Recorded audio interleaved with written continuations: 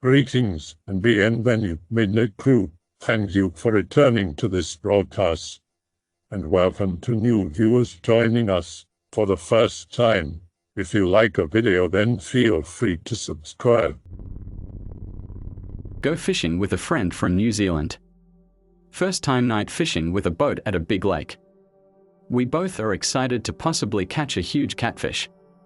Bring weed, liqueur to pass the time. At around nightfall we get to a suitably deep bluff and tie our boat off. Catch nothing.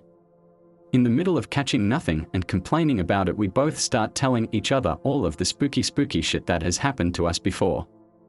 Mostly basic shit. I've seen weird lights in the woods and sky before. He saw a giant eel in a lake high in the mountains of New Zealand. It starts getting late and we get more and more intoxicated. He kinda quiets up now, says he's gonna tell me something weird and that I should forget it later. WTF, please don't be something. Tells me when he lived in Australia for 4 years he was in a bad way. Doing hard drugs, being around the wrong people, getting arrested, etc. Hits rock bottom and has a breakdown. Decided to sober up by going to a place in the middle of nowhere somewhere in northern Australia. Said he was tired of everything at that point and just wanted to start anew. Drives out into the bush, then into the true desert, parks his car on a hill overlooking the desert near a few lone trees and shrubs. Said some mountains were off in the distance. Aside from that, nothing, only an empty expanse of sand as far as can be seen. He decided it was far enough away. Made camp and a fire. While gathering what little sticks he could, it dawned on him how desolate it really is. How far away he really was. Says it was cold during the nights but blistering hot in the day. No protection from the wind during the day or night. By the second night a fine layer of sand had already begun to cover everything in his car, getting in through only a few cracked windows. Brushes it away from the steering wheel and dash. Today he wanted to catch some food and not rely solely on his cache of cashews, jerky, and trail mix. According to topographical maps, there's a stream flowing down from the far side of those mountains. Leaves camp, proceeds to drive into the desert. Finally get to where the stream is.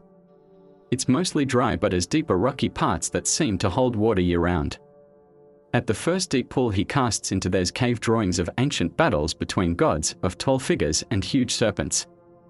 There's a real sense of piety and sacredness to this place. Catches 2 Australian bass on lures and a small catfish on a handline left out. Not much, but it will have to do.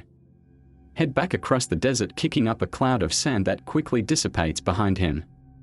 4 days have passed and no matter how much food or water I drank, the feeling of being unsatisfied never leaves, constantly sweating from withdrawals and the heat. No matter how cold or hot it is, there isn't a moment of comfort. Days blur into one another when all you do is move from your sleeping bag to your car to pass the time. A weekend and a friend is really feeling the effects of everything. Says no matter how busy he stayed, he could not keep his mind off his withdrawals or keep his mind stable anymore. Feels compelled to sit under the tallest tree in his chosen grove while watching the sunrise. Sits in that position all day. Watching the sunset. Now he realizes that he did a little better today despite getting sunburnt. Is pleased with himself in a weird way. A week and a half into his forced sobriety, spiritual quest is reaching a breaking point. No concept of day and night. Just heat and cold. His time is divided between sleeping and sitting under his tree watching nothing diligently. Sees signs of life that he hasn't seen before. During midday he notices groups of birds periodically flying away from the mountains. Not a single kind either. Small finches, blackbirds, beautiful songbirds, even stately storks and herons make their way over his head out of sight. Night falls with no sounds that day. Even the bugs silence themselves, seemingly to witness Kiwi friend's test of will. Tonight he feels more aware of his body and perception.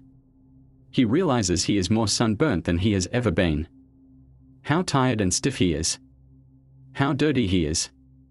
And how feeble he feels. Nearly 2 weeks had passed, although Kiwi friend wouldn't know until later. His tree and the horizon line surrounding him were all in the world he could see and interact with. Sand had begun to pile around his edges, almost like the land was sucking him in. He jokes to himself, I must make the worst looking sphinx right now. Actually laughs out loud. Realized he can perceive sounds again and how silent it is outside of his own head. Is physically feeling terrible and mentally better than he has in a while. A little bit more. A little bit longer. Some things not done yet. He thanks God that it's ending soon. This day was different. He awoke late and missed the sunrise. There's clouds in the sky for the first time. They resemble a landscape reflected into the sky.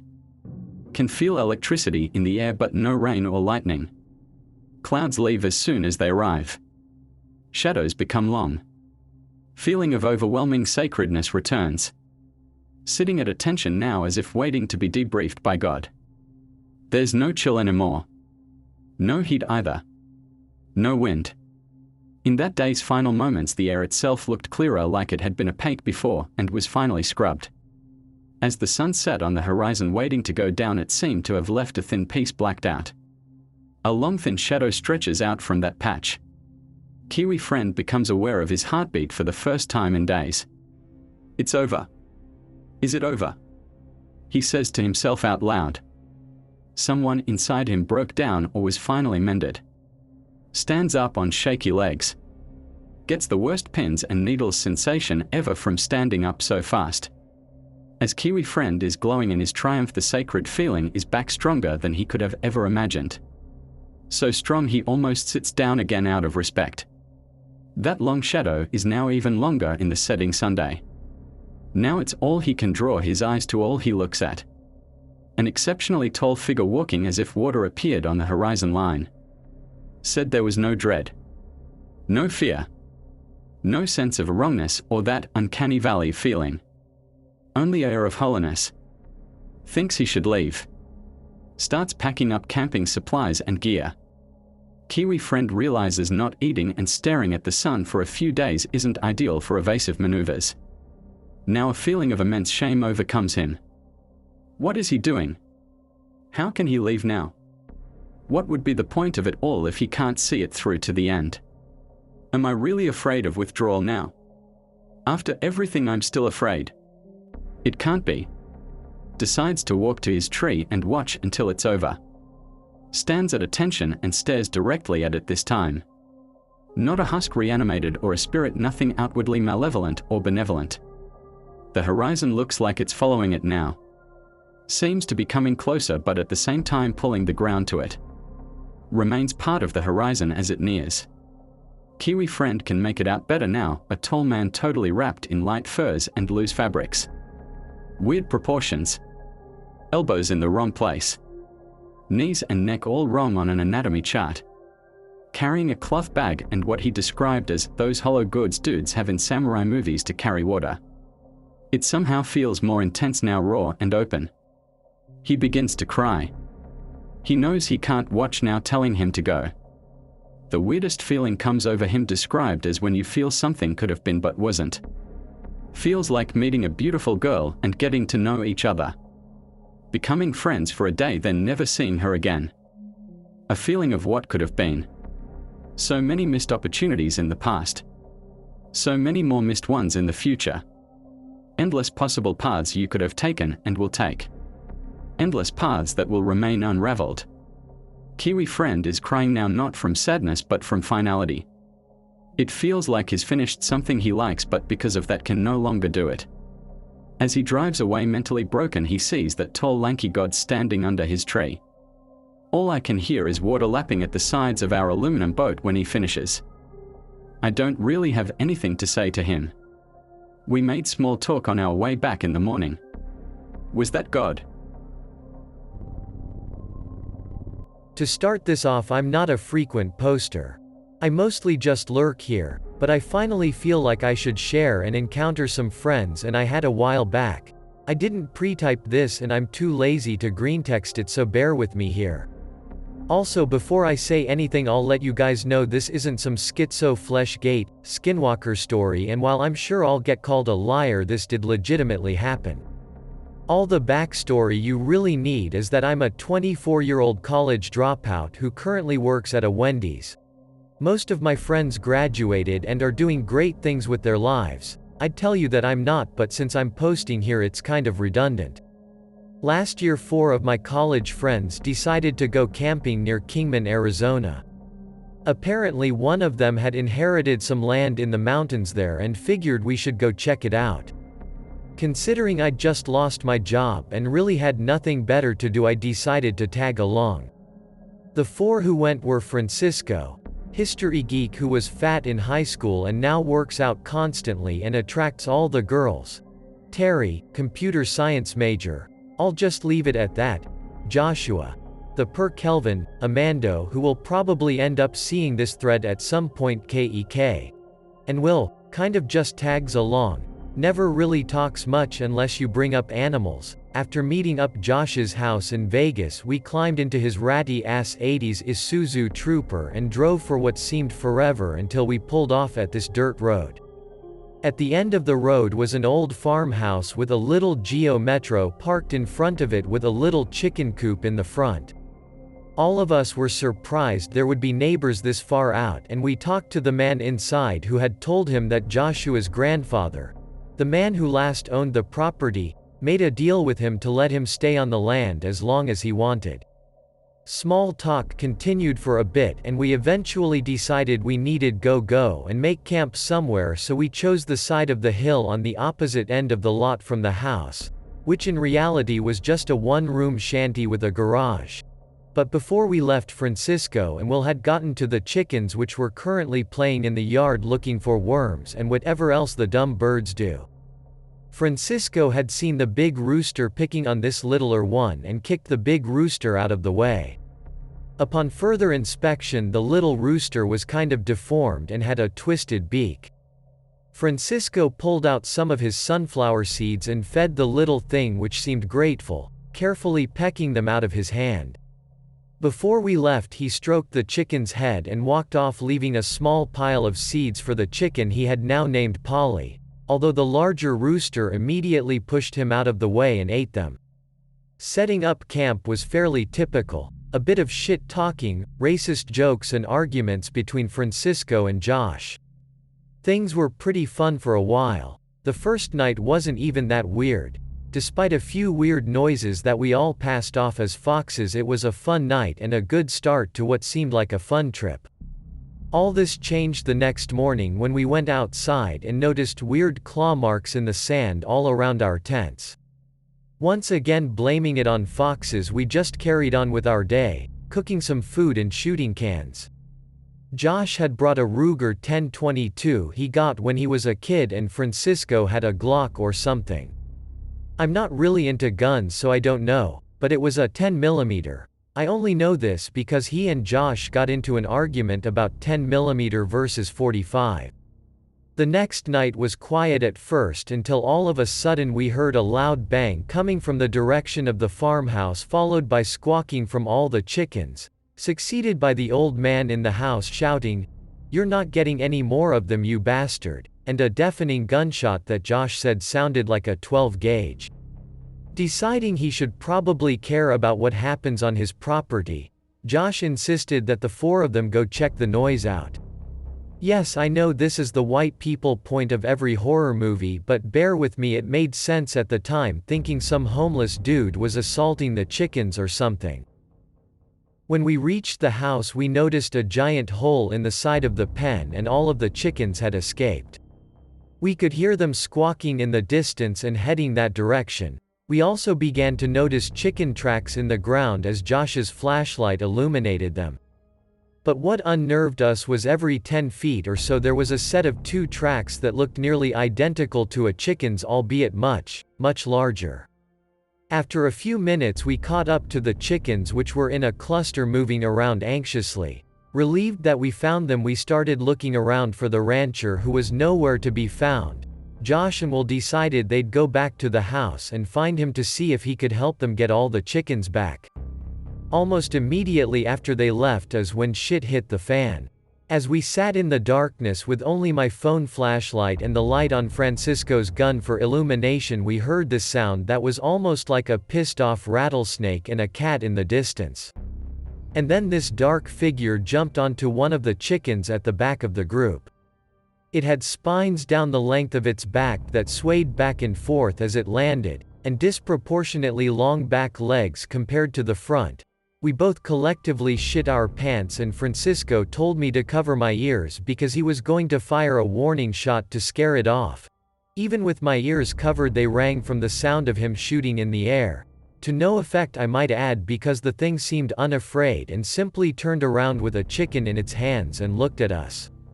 Unfortunately for this thing, Francisco saw that the chicken had a slightly deformed beak and was much smaller than all the others. It was at this point that I heard him dump 15 rounds of 10mm into it, leaving a mangled pile of what looked like tar and Chick-fil-A sauce in its place. It fell over, making the most horrific noise I'd ever heard, then dropped the chicken and hopped out of sight in one movement. Francisco walked over to his little chicken friend and saw he was already dead, seemingly drained of all blood with 3 holes in its neck. Immediately after picking the chicken up, we both heard the same pissed-off rattlesnake sound as before, but now seemingly coming from every direction. Luckily, it was at this point that Josh and Will returned with the farmer, who said, "At least it only got that one." Francisco didn't look very happy about that but never said a word. Will asked what we shot at and looked at the mix of fluids on the ground. We both responded that we really didn't know, but there's more than one. After describing exactly what we saw and what happened, the rancher said he's seen them before but he's never actually hit one. Needless to say, we all just slept in the car that night. We argued in the morning whether or not to just leave. Pretty much everyone wanted to except for Francisco, and I decided to stay with him, which convinced the others to do the same. We decided if we were going to see these things again, we'd want it to be on our terms. Going back to the farmhouse, Francisco chased and caught that rooster that was hassling Polly, made Rocky look like a joke how easily he did it. He then proceeded to carry it out to where we were camped and tie it to a stake in the dirt. From then we just waited. As the sun went down, we started to notice all the sound of nature slowly disappearing, and we began hearing the same noises we had passed off as foxes until this point circling our camp. After 20 minutes or so, one of them lunges towards the rooster. Josh hits its center mass with his .22, sending it back into the shadows, screeching in pain. A few minutes later, another tries the same, only to take a 10mm to the head and collapse instantly. We got a closer look at that point, but the chicken was still pretty far out, and immediately another one hopped in and grabbed the corpse as we were all dumbfounded looking at the thing. The same sound coming from every direction started again. The 3 of us got into the Isuzu with earplugs on, and Francisco stayed outside with the chicken. At this point, shit really started hitting the fan. 2 came at once and Francisco got one in the leg, but they managed to drag away the chicken. I think they expected this to make us angry, but Francisco laughed and said, "Got you." The hissing continued from every side, and we started seeing black eyes glinting in the light from the fire just out of our field of vision.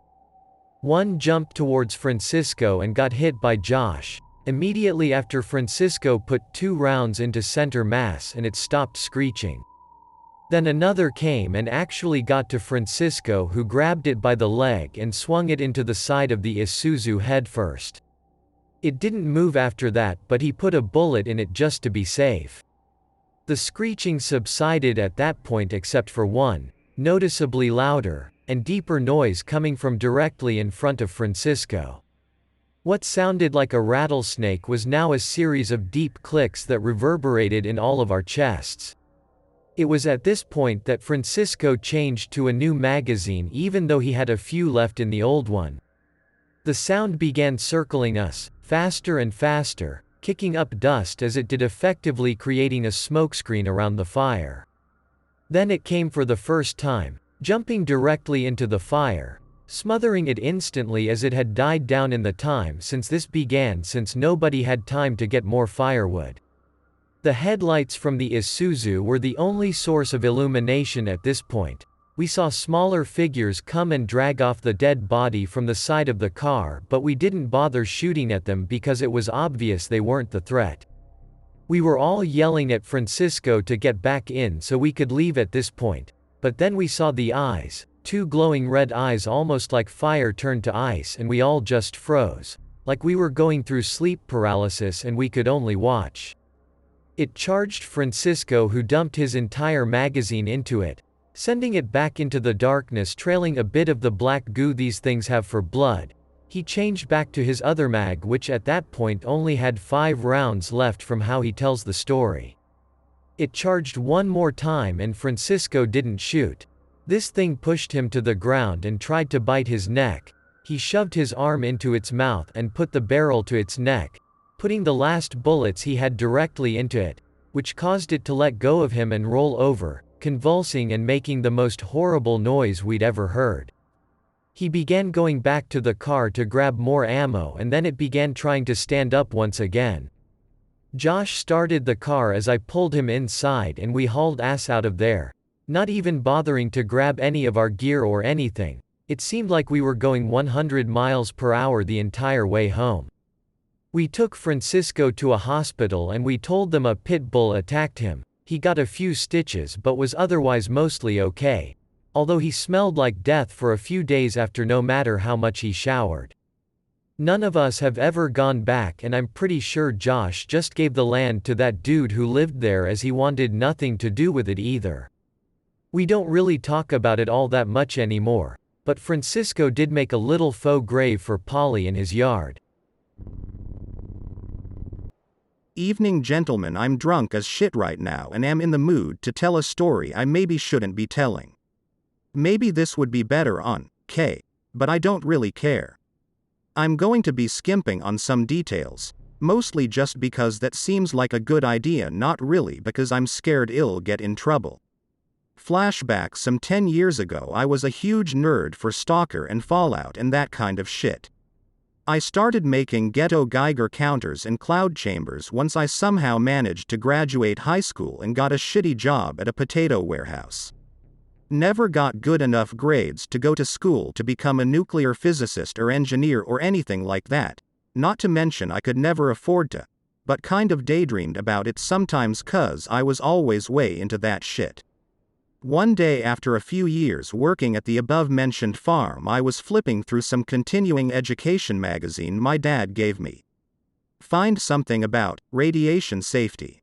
Interesting. Read it and find it's a 2-semester course where you learn to be the guy breathing down everyone's necks at hospitals for the X-rays, but there's also the chance you could do it at a nuclear power plant. Again, I'm not going to share every little detail, but I live in a state that has a history with nuclear research even though it's not really known for it, and there's a gigantic underground research facility, power plant about an hour away from where I live. Pretty much shit my pants with excitement and read more. Heart sinks as I learn the course full time, and I don't even qualify as my SAT score in math is too shit. Whatever. Kinda forget about it but not really. A couple days later I can't sleep and decide fuck it, I'll drive nearby and see what I can, obviously not too close, I don't want to die tonight. Grab a Geiger counter and gas mask 'cause I'm autistic, along with a few other goodies. Drive a while in the general direction with the windows down and enjoy the breeze. Don't know exactly where it is, but I know where an old town is that was pretty much completely abandoned decades ago because of nuclear activity. Find it a while later. Most of it is just some old gas stations and trailers, but further down where the road turns to dirt is where the cool stuff is. A few 1960s-ish style cars strewn around, windows broken and rusted to hell, small houses in a similar state. Geiger counter spikes slightly, and I cream my pants. Park my shitty Buick behind one of the abandoned houses and stare off into the desert. I smoke a cig or two and wonder what the fuck I'm doing. By the time I decide to venture out into the sagebrush, I still haven't figured it out, but decide nothing really bad could possibly happen, except maybe ticks. I walk a ways out into the desert with my counter and mask. By now the moon is almost at its peak. Turning around I see a few lights from the town and figure that as long as I can still see them I won't get lost. I keep going and start to get bored after a while. I'm just about to turn back when my counter spikes again, just a little bit. Neither spikes were really above background radiation levels, but considering where I was hoping they meant something. So I kept going. A little later I realize the lights are really hard to see, so I check my phone's charge and signal and decide both are good enough for me to continue on. Nothing happens for a while, but then my counter picks up, a bit more frantically. There's nothing around, so I shine my light and I catch a glimpse in the dirt underneath the sagebrush. As I get closer, my counter is clicking more and more, but still nothing dangerously radioactive. I found what was shining, a gigantic old bolt. It's nothing used in any vehicle that I know of, way too big, and was in surprisingly good condition without a lot of rust. Looking back, I see that the lights are completely gone, but decide to keep going anyway, thinking I'll just keep a straight line and not deviate too much. The bolt is giving off a few more millisieverts a second than anything around, so I keep looking around, trying not to go too far off my chosen path. I mostly find some pretty useless shit, like old batteries, shards of broken glass, plastic wrappers that have had their logos long since worn off by the wind, that sort of stuff. So I just keep going.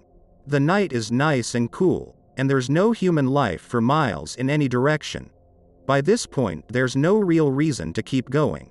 I know the chance that I'm going to find anything really interesting is pretty low, and I've given up on getting anywhere near the facility itself, which was a stupid idea anyway. My impulsive excursion has turned into just an unusually odd stroll in the desert at night. That is, until my counter piquets up again, steadily at first. I shine my light around but don't see anything. But Geiger counters don't lie. I remember the little UV light I have on my keychain and shine it around for a moment. Oh shit. The entire fucking desert is a sickly alien green.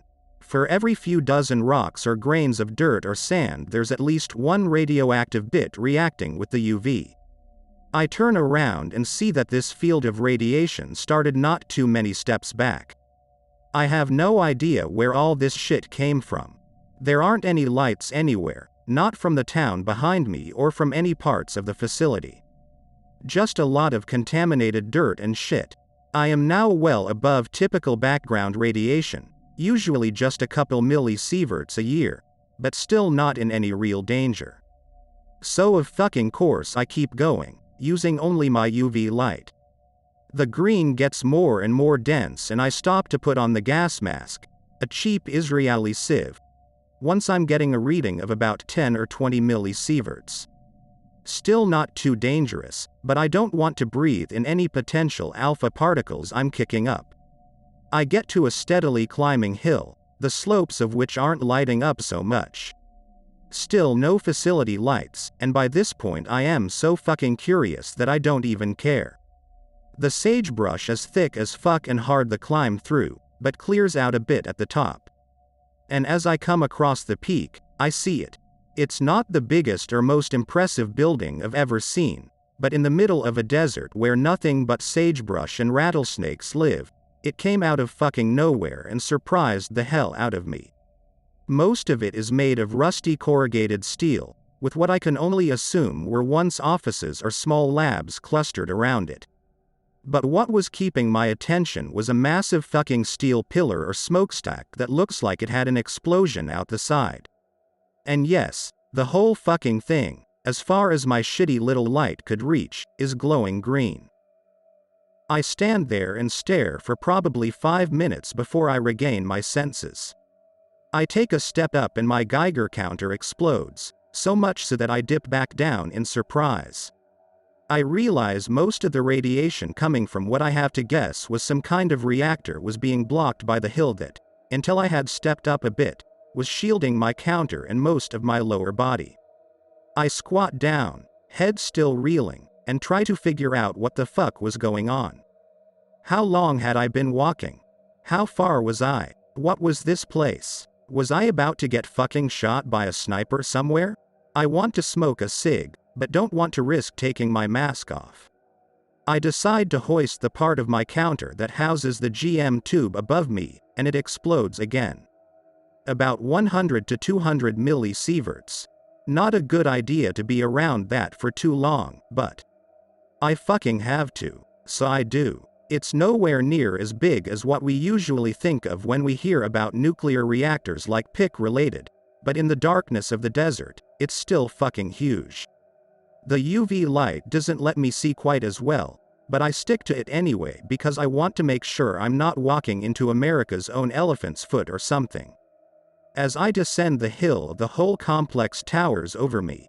Chunks of concrete and steel, rusty rebar, and broken glass are everywhere, and since I'm a dumbass, I was wearing my sneakers, so I tread carefully. I get closer and my counter, which is designed really for lower levels of radiation, is screaming so loud I can't even make out individual clicks. I get close enough to peer into one of the windows, hoping that there's some lab equipment I can liberate. Nothing. I guess that's fine. Probably shouldn't take anything that radioactive home anyway. Want to stay and just take it all in, but no, I'm not going to find anything very interesting, aside from the building itself. All evidence points to this being some kind of reactor that had a meltdown who knows how many years ago, but if so, it was a very small reactor and a very small meltdown, relatively speaking. I feel a buzz in my pocket and almost shit my pants. It's my phone. I fish it out of my pocket and see the Samsung logo flashing, meaning it shut itself off due to a low battery. Yay. Decide to turn back as now if anything happens I can't call anybody. I go back to my regular light and find my footprints in the sand so I know where I came down. Not too worried about getting lost, because even if my path wasn't perfectly straight, the chance I was so off course I would completely bypass the town on the way back and end up further in the desert the other way was pretty low. As I am ascending the hill again, I hear a distant noise and almost shit my pants for the 10th fucking time that night. I clamber up to the top of the hill and turn around and fucking freeze. Out past the reactor, about 2 or 3 miles away, there are several sets of headlights passing by. I duck down so I'm hidden and peek back up. I can't see what they are, but it's more than just some guys going shooting or something, even if they were doing so at 1 in the morning. No obviously gov vehicles like APCs or helis, but there were a number of what looked to be pretty fucking big vehicles, but not big enough to be semi-trucks. Booked it out of there as fast as I could without making myself obvious. This was several years ago now and I never thought to take any pictures. But I do still have a rock I took from the ground that I can prove as radioactive. If anyone wants to see, I'll see if I can dig it out. To this day I still have no idea what that really was, what had happened to it, or who was driving in the middle of the desert like that. But I can't say for sure if this was some random rock that got peppered by pollution or if it's just an average chunk of uranium. I think it's the former because uranium isn't very commonplace where I am. Believe me, I've looked. Hey everyone. K Regular here, but I've been lurking on X for a while just to get the spooks. I haven't really given much credit to the idea of the paranormal until now. I don't know what the fuck is happening, but it's scaring the shit out of me and I feel like I might be able to get some help here. For some context, I live in Arizona, and this began with a camping trip out in the Sonoran Desert, PIC related. I'm wanting to get away for a while, maybe go camping.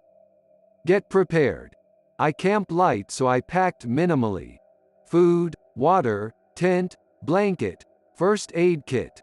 Also my knife that I take everywhere when I go outdoors. And lastly my .45 that I don't anticipate I will need, but I bring it anyway, just as insurance if I need it. I've never camped without a gun. Drive about 30 to 45 minutes into the desert on an off-road trail. Pumped to finally get away from things for a while. Find a good spot to camp, surrounded by brush and Palo Verde trees, nice and secluded. Park my truck and start setting up around 6:30 p.m. Blasting Vietnam War music because why not? I'm out in the desert. There's no one to see me being weird out here.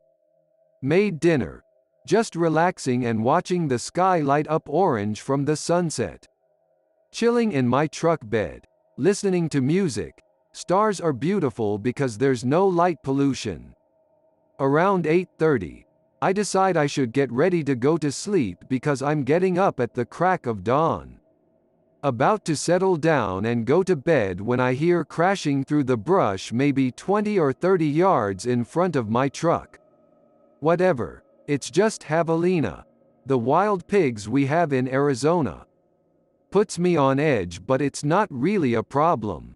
Yell at them and stamp my feet to get them to fuck off. Crashing through brush continues. Hey, hey. Confused and kind of pissed off. They should have ran when they heard me. Hear growling maybe 5 yards away, next to the right of my truck. Oh fuck, I know this growl. I got growled at by a coyote once on a run at night when I was on a short trail bordering the desert. I think the running scared him or something. But this is a different situation. This one is in a pack, so he's standing his ground. He and I both know they could fuck me up if they wanted to. Every hair on my body stands on end, adrenaline's flowing. I might be in serious danger here. I didn't fear for my life, but I didn't want to get bit by a wild dog miles out into the desert either. Can't get into my truck because they are too close. I'd be putting myself right in the middle of them if I tried to open my door. Frantically draw and rack my .45. Coyote growls again. Put one round into the dirt, a few feet from the coyote. I wouldn't shoot him unless I was actively being attacked. I'm in his territory after all. Night lights up. The muzzle flash is way brighter than I expected. Everything in a 10-foot radius bathed in the yellow and orange flash from my gun. Disoriented for a moment by the sound and light, hear coyotes run off. They're not coming back for a while. Decide to sleep in my truck in case I run into more coyotes. Call me a pussy, but in a mesh tent I am just a warm nylon burrito for any pack of animals that runs by. Takes me forever to fall asleep. I only sleep for an hour or so, then wake up sweating like mad. Check the phone. Just over 100 degrees outside and in my truck. Drink some water and try to fall asleep again. Sitting in my car, I hear humming coming through the windshield. I have no idea how far away, but it wasn't loud. The hum is low pitch and sounds like it's coming from a little ways away. Maybe a quarter mile or so is my guess, but it really depends on the volume of the source. Don't think much of it. The humming starts, goes on for about 30 seconds, then stops. A few minutes go by and it happens again. Whatever. I don't really care about it if I can't see it. Fall asleep. Next day, I drive back home. Normal Sunday. The weird shit starts that night. Sitting at my computer surfing the internet around midnight or 1. Suddenly I can't shake this feeling that I'm being watched. I am getting goosebumps just writing about this shit. Nicotine always calms me down. Hit my puff a few times. I can feel the nicotine, but the feeling doesn't go away. Mildly freaking out. This has never happened before. Look over my shoulder. I could swear I saw dim, beady green eyes looking through the gap between my window and the blinds at me. Holy shit. This can't be real. Eyes are translucent. I think I can make out a semi-transparent body. Just the head and neck. I must be hallucinating. Blink once or twice. Still there. Stare harder at my window and the thing disappears. I'm freaked the fuck out. What the fuck was that? Convince myself I must be tripping. There's no way that shit was real. Still can't shake the feeling I'm being watched. Fuck this, I'm going to bed. Literally scared to open my bathroom door and see what's inside. Nothing. Of course there's nothing. Going to go to sleep. Door is cracked a few inches so I get some airflow. My AC is shitty. I can see into the dark hallway from my bed. I see the same thing, but this time there's two of them. No fucking way this is happening. Same deal. The first thing I notice is two sets of dim, seemingly translucent points of light that I assume are eyes. Stare at them in disbelief. Both sets of eyes are at different heights, maybe mid-5 to mid-6 feet off the ground. My light isn't off yet. Room is lit up and there's nothing in my peripheral vision, but there's no way in hell I'm taking my eyes off of them to check for sure. Slowly reach under my bed where I keep my AR. Put it in my lap. I sort of doubt I can really do anything to them, but I'll be damned if I'm not going out fighting. I still can't believe this is real. Scared enough to put the magazine in and keep my hands on the gun.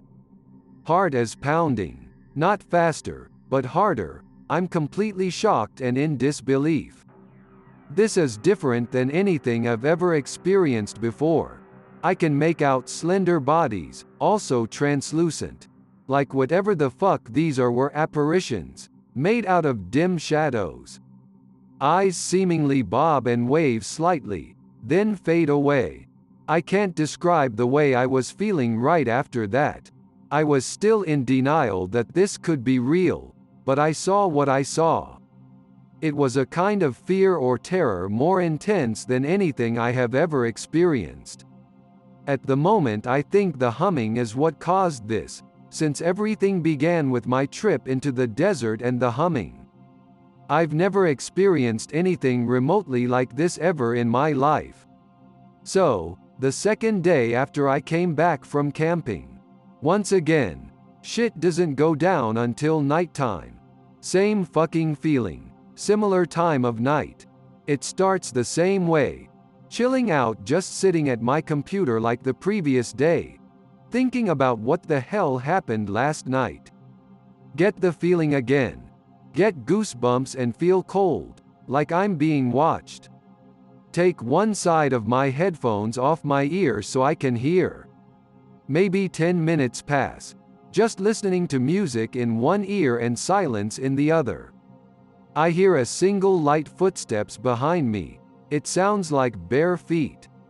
Spin around in my chair, freaked as fuck, absolutely nothing. Looking around my room, it chills down my spine. See motion out of the corner of my eye. Look at where it should be, nothing there. Fuck this. Move the only plant in my room over to the window where what I saw last night looked at me from to block vision in or out. Pull the blinds away from the window. See points of light behind the glass. Almost have a fucking heart attack. Nearly fall over. Backpedal away from the window a few steps. Heart pounding again. Mind racing. Think about what I just saw. Psych myself out. I'm going to go look again. Pull back the blinds. Nothing. By this point I'm done with everything. This is literally driving me insane. I seriously considered the possibility that I was beginning to lose my mind, and this was all in my head. Go back to my desk. I'm scared as all hell and every alarm bell in my head is going off, but I couldn't rationalize what was going on, so I figured the best thing to do was to just embrace the fear and do my best to get comfortable with it. Sit down. About to put my headphones back on when I hear two quick taps on my glass. Back to panic mode. Adrenaline flares up again. Spin around. Stare at the blinds.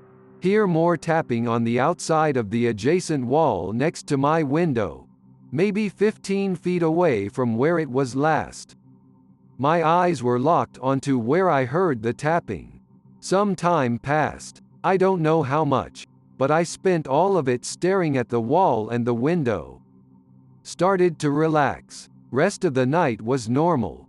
Fast forward to today. Last night I got the same feeling.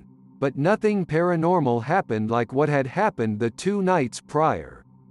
I get the feeling that they're watching me from the darkness, outside my windows. Like they don't want me to get this out. Peoria, Arizona here. I was with this chick at the base of the White Tank Mountains, which is in the West Valley.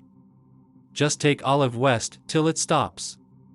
We parked in a little area with a circle of trees, and sat on the hood and smoked a joint. We start making out when there's a loud crash in one of the trees. It sounded like something fell into it, got caught and started thrashing around. Then, silence. No noise in the tree. But then the crickets had stopped too. Naturally, she's spooked, but I'm already working on her belt, so it's soon forgotten until, crash, the tree between us and the first tree starts shaking. Then, just stops. Nope. We start getting our shit in order. Not panicking just yet, but also not taking our eyes off that fucking tree either. As we slide off the hood to our respective sides, the thing flies over us, landing in a crash in a tree on the other side of the car. It didn't make any noise, besides the crash landings.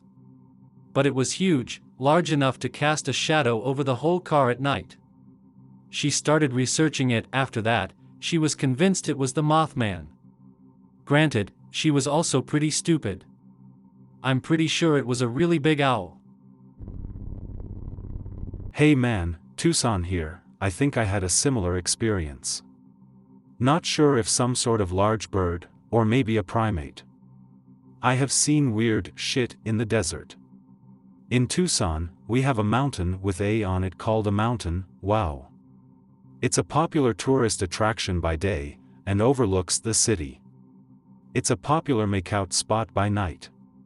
One night I too took a chick out to the mountain, and we started to make out, and other shit. We stayed up there pretty late, and when we were ready to leave, there was no one left on the mountain. We were driving down, when I started to get a weird feeling. There was no vehicles, which was strange. It was late, but not that late where we wouldn't see a few cars. We kept driving. All of a sudden, as we were passing under a low-hanging tree, something thumped against my windshield. I slammed on the brakes, and a black object flew out in front of the car on the edge of my headlights and the shadows. I thought it was a branch, but it shot off into the night. I got out, and looked around. There was blood and some sort of down-like shit on the ground. I got in the car, thoroughly freaked out. Suddenly, a police vehicle drove past, lights and sirens blaring. I didn't think this was strange, since the hood around the mountain was very sketchy, but I realized we were still on the road up to the mountain, and no homes were located up the mountain past us. Plus, no one was on the mountain when we left. I went home and looked up some basic shit about animals with down or undercoats in the area, and the only thing that came up were birds. Thing was, this thing bolted, and as far as I could tell, didn't fly away. Those who I've told believe it was the chupacabra, but this animal doesn't look like a coyote or a dog, and I'm sure it wouldn't leave feathers behind. Hey, same guy here. I want to keep this thread alive, so I'm gonna post a few more interesting things I've found. In the area, we have a large Air Force base. During the Cold War, we were a huge target for the Russians, so Cold War tension was high. Because of this, many public buildings built from the 60s to 80s had large bomb and fallout facilities for those inside. One of those buildings was a public high school. I knew a teacher there from when I volunteered there during functions. One time, he asked if I wanted to see something cool. Keep in mind, I was like 22 at the time, not student age, and he was around 30. He opened a door which looked like a maintenance door, but inside was a large hatch. He opened it, and there was a ladder leading into darkness. We climbed down, and turned on his flashlight. He told me it was a bunker built when the school was built, and all the buildings before the 80s were connected. We walked through, and all I saw were empty shelved and abandoned-looking rooms. He told me the government came and took most of the supplies and furniture away, as well as the 2 generators underneath the gym. As we walked, we came across signs of life, in the form of a dirty mattress with some Playboys, an old propane lamp, and fast food wrappers. He said when they came and cleaned the place out a few years before, they found a guy living down here. He showed me a picture they took of him, and geez, he looked scary. Bloodshot eyes, rotting teeth, typical hobo shit, but what made him creepy was the random articles of children's clothing he had on his belt. Bras, thongs, jock straps. My friend the teacher told me when they pulled him out, he kept mumbling about saving the children and preparing the home. He told me he had begun to hoard things like cans of food and bedding, but did not seem to eat it or use it. After high school, I didn't really have a lot going on in my life. I was trying to save up for college, but didn't really know what to study. I was into electronics, but not in a do-it-professionally forever kinda way. I was working a pretty shitty minimum wage job at a hardware store and pretty much just played video games, drank way too much, slept, and occasionally tinkered with simple electronics, basic soldering, breadboards, etc., nothing too fancy. This was kind of in the earlier days of the internet, late 90s, early 20aughts, but I did have a computer that was running Windows 95 that could connect to the internet. Since I was up all night every night, it worked out, because no one was making calls that could interrupt my internet access at 2 in the morning. Yes, I am that old. Anyway, back then it seemed like there were forums of all shapes and sizes for every possible subject. I guess people were just excited to talk about shit across the internet, it was more novel. I floated around a few classics, like Something Awful and Tootsie, and a couple others that died forever ago. Generally, I hung out around ones for hobbies, like electronics, but also DIY chemistry, fossil hunting, etc., and games. One of these sleepless nights I came across a discussion regarding DIY Geiger counters and Geiger counter kits, which was kind of interesting. After lurking for a while, I eventually decided to order one of the cheaper ones that were being discussed. I figured it would be fun to put together, and then maybe I could see how radioactive the desert was. Getting a little off track, I'm not going to go too far into details about where I was at the time, because I don't want to get into trouble. Basically, I trespassed on government property, though it was entirely accidental. I'll just say that there are some old, like 50s to 70s, nuclear reactors way out in the sagebrush, and leave it at that anyway. It arrives a few weeks later, after I'd basically forgotten about it, and put it together. I guess the way Geiger counters work is there's a tube filled with neon, and when radiation enters the tube, it shaves off electrons from the atoms that make up the neon and they trip the gauge and speaker, which is kind of cool. It was only like 5 or 5:30, so I decided to go outside and see if I could pick up anything, maybe find a chunk of uranium or something. Unfortunately, nothing so interesting. I decided to go on a ride on the dirt bike I had at the time while I was out and about before it got too dark. I had a few different paths I would take, and one of them ended at a lava tube that went on for a couple 100 feet. I didn't know anything about geology or whatever, still not really, but I thought maybe I could find something radioactive in the cave, so I went that way, pretty much on a whim. It was about a 15-minute ride, until this big hole came up out of the ground. These lava tubes really can open up pretty suddenly, hidden in the sagebrush as they are. I had this dinky little keychain light that I used to see. When I was at the bottom, I switched on the Geiger counter and was surprised to see that it had spiked. Can't remember exactly how much, or what units of measurement, but it was higher than normal.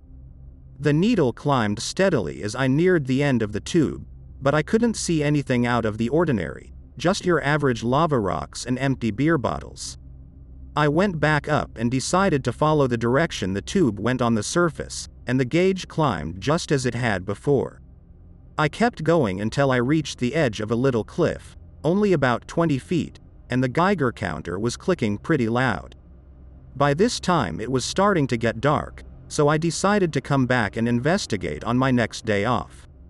A few days later, on a Wednesday IIRC, I remembered the incident and figured poking around beat drinking another 6-pack and playing Doom. Although that sounds like fun right now Dazu. So I grabbed a few things I thought I might need, like a little shovel, gloves, my Leatherman, etc. I went back out to the same spot as before and this time went around to the bottom of the cliff. I kept walking around, basically treating the Geiger counter like a metal detector, trying to figure out which spots had the highest spikes. I found that if I went off in a straight line, the needle climbed a little higher, so I started hoofing it that way. Some 100 or so feet I almost tripped on some rusty-ass barbed wire buried in the sand. I didn't really think much of it, that sort of stuff is pretty common out in the sagebrush. Not too far after that I came across what I thought at first was another lava tube, but upon closer inspection, I realized it was more of a shallow ravine, maybe 5 feet deep at the deepest and 30 feet or so long. The dirt down there was almost completely free of any grass, moss, sagebrush, or any life at all really. At this point my Geiger counter was maxed out. This didn't bother me because the kit I had ordered was geared toward pretty low radiation anyway, meaning it wasn't all that hard to max out. The clicking was getting pretty annoying, though, so I just switched it off. Tiny shovel in hand, I hopped down and began scraping around at the dirt, trying to see if the blade would hit anything other than gravel. Eventually I just started digging, occasionally switching the Geiger counter back on only to see it still maxed out, though as I kept digging the clicking got louder. Some 3 feet further down, my shovel hit something that gave a dull thud. I spent some more time excavating until a 3-foot by 3-foot platform of wood was at my feet. Definitely interesting. Obviously, whatever this was had been out here a long-ass time, but the wood, though worn, was still very tightly held together. I dug out around the sides, trying to pull out the whole chest or crate of whatever it was, but stopped when I realized it would probably be another hour or more of digging. The good news, though, is that while I was digging, I discovered that wood platform was actually just a lid. I didn't see a padlock or anything, so, like anyone would do, I opened it, using the shovel blade as a pry bar to lift it. I shined my little light in and, well, couldn't really process what I was seeing. My mind just wouldn't accept it for several long seconds. Within the crate, nestled at the bottom, was an assortment of bones, scraps of cloth, and bloodstains. The bones were not, however, bleached white, as you would expect them to be. A lot of them still had bits of flesh clinging to them. I guess I should specify that the bones were definitely human. It was a long time ago, but this isn't the sort of thing you forget. There was one skull, a couple sets of hands, 3 femurs, and a number of finger bones. Oh yeah, and the insides were lined with lead. Now, I don't consider myself to be unusually intelligent by any means, but you don't need a PhD in nuclear physics to figure out what was going on, and neither did I, so I fucking booked it. I wanted to close the lid and rebury the thing, but ultimately didn't want to risk spending any more time around that shit. Now you're probably wondering, as I was, how the fuck these bones weren't picked clean. Like I said, it was obvious that the crate had been there forever. Well, a little later on, after doing some research, I learned that radiation, incredibly high doses, like in fucking Chernobyl doses, and sterilize flesh and dramatically slow the decomposition process. When I was 8, my dad decided to drive east to see a couple of his friends right across the Nullaboar Plain. He took me and my sister with him because when is that not a good idea, right? So it was 7 days in a car, nothing else. Well, 4 days into the trip I start getting really sick. I get sick like this every time I travel, but, having never traveled before, back then I wasn't sure what was happening to me. So, it would be every rest stop, I would vomit my guts up, and shit whatever was flowed out of me too. It was horrible. My dad decided that it was better to continue on to seeing his friends rather than turn back, since about now we were closer to their city than to ours, and if I needed to they could take me to a hospital in Tumbarumba. So, incredibly gimped now as I had to stop every 2 hours to puke, we kept going. Now, on day 4 I had stopped 4 times already and it had set us way back. It was maybe 10 p.m. and we were still a long way away from the next town. But not too far out. We had just stopped a sign that say it was maybe 50k away when we saw something sitting on the side of the road. It looked really gross, kind of deflated, but God was it huge.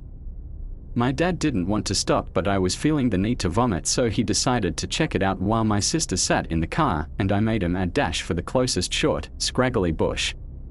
Even from a good 20 meters from the road, I could smell the carcass. It was like fresh death, still a little bloody, but definitely decomposing. As it so happens, this night was the night my body gave out on me. I had been dehydrated for at least a day and a half now, and apparently trying not to howl as cramps overtook me was the last straw, because I collapsed and started convulsing. For a few seconds I was aware still, and I lay on my side kicking up the biggest fuss, before I blacked out. When I came to, my dad was standing over me, his breath shaking and eyes panicked. Apparently it had been several minutes before he had realized I was not okay and came running straight for me. I couldn't move by this point, so I just gibbered incoherently for a second, trying to sit up and not cry as I realized I had made a mess of myself. As I sat up, I saw behind my dad. The massive, rotting carcass stood up. It was like watching a newborn foal. It was shaky and its legs were spindly. In fact, it looked very similar to a horse, with the long face and neck, but its skin hung limp and its fur was covered in ichor. My dad noticed my glazed stare, and he turned too. I heard his gasp.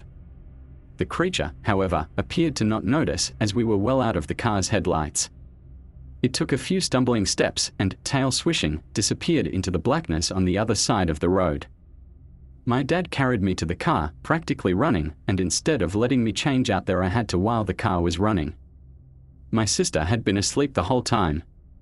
When I asked him about when we reached his friend's place, he said that the thing had definitely been dead. There were marks where something, maybe a dingo or feral dog, had been chewing on it, and he had seen fly pupae on the lips and nose of it. I can tell you now, we were so careful on our trip back. Didn't matter how sick I was, and yes, I got sick on the way back. We never stopped after dark. Be a realtor/house sitter in Boron, California in the late 80s, a desert full of virtually nothing in the middle of nowhere. Live with wife who works during the day, a 2-hour drive from our home. We only have one car. In the winter it gets dark so early that I'm usually forced to drive around at night in virtually pitch blackness to check up on properties. Vandalism is semi-frequent due to a lot of the home's secluded nature in the middle of nowhere. One night wife gets home very late. Leave to check a house 45 minutes or so away. It's a 2-story house, something rare in these parts, which is why I'm looking after it almost every night for some friends. Get to the house, the front door is open, all the lights are on. It's a 2-story house, something rare in these parts, which is why I'm looking after it almost every night for some friends. Be slightly spooked out as no one appears to be home.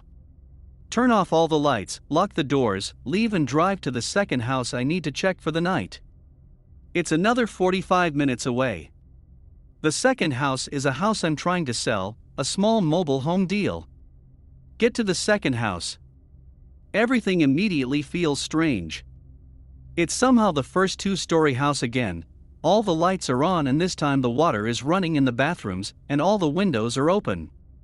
Slowly make my way through the house and shut everything/turn off all the lights and water despite slowly becoming more and more spooked. Drive back home as if nothing happened. It's after 4 a.m. The next night I decide to visit the same 2 houses after my wife gets home. Both are locked up tight, and the second house is exactly how it's supposed to be. A small mobile home. I lived in the desert for 20 years, and that was the strangest thing that's ever happened to me. I've told the story a few times to friends over a few beers, but none of them actually believe me. They just think I'm trying to tell a scary story or something. I hope that you enjoyed tonight's broadcast. If you enjoyed tonight's story, then please subscribe to the channel, as more green texts will appear daily. A new broadcast will appear when the clock strikes midnight Central Time.